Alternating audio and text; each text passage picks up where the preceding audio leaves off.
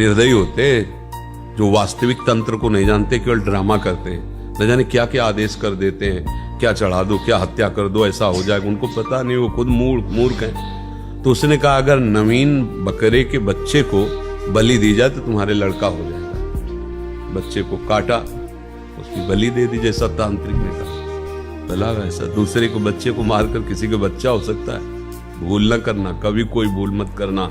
दूसरे को दुख दे के तुम कभी सुखी नहीं हो सकते। तत्काल तुम्हें लगेगा, परिणाम में तुम्हारा ऐसा दुख वो रूप लेके आएगा कि तुम्हारा नाश हो जाएगा पक्का।